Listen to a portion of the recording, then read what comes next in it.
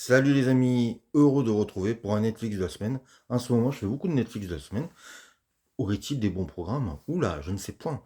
Mais en tout cas, ils sont intéressants et en fait, il y a beaucoup de choses qui mettent en avant et donc forcément, on trouve des trucs passionnants. Mais là, je vais vous parler d'une série dont tout le monde va parler ou tout le monde a déjà parlé. Donc j'arrive après la bataille, mais c'est pas grave. Je l'ai vu aujourd'hui, 5 épisodes. C'est une série, c'est français. C'est de l'animation, c'est Astérix et Obélix. Le combat du chef, les combats des chefs. D'Alain Chabat, Fabrice Joubert. Il doit être important pour le côté visuel du film. Et c'est une merveille. Voilà. On retrouve l'esprit d'Alain Chabat, son humour, euh, ses références. Euh, ça- J'allais dire son côté taquin, son, son amabilité, son, son amour des acteurs aussi. On oublie souvent, Chabat, c'est quelqu'un qui aime les acteurs. C'est aussi visuellement impressionnant.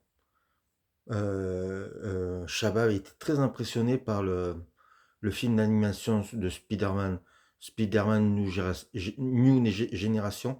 Il a été très impressionné par le visuel. Et on voit que dans le visuel de Astérix, il s'en est inspiré. Donc, ouais, et ça c'était une réussite. Il y a aussi une chose qui est très importante, c'est une vraie série. Moi, j'avais peur. La seule peur, crainte que j'avais, à Chabat, j'ai pas peur, je suis fan. J'avais juste peur que ce soit un film morcelé en, 5 morceaux. Et en fait, non, c'est une vraie série.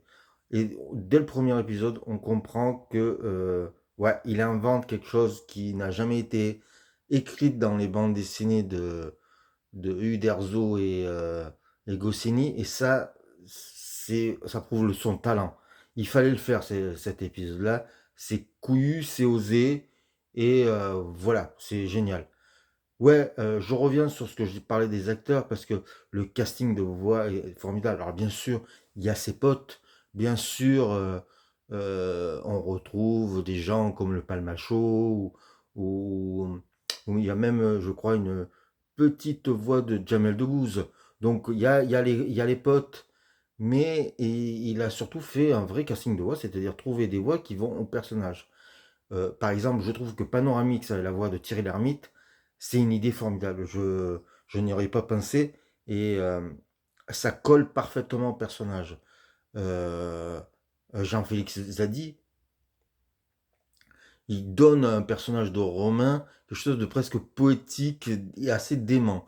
Donc vraiment, il y a un choix. Il y a des commentaires du match, je n'en dis pas plus, je ne veux pas spoiler, mais c'est Vincent Moscato qui les fait.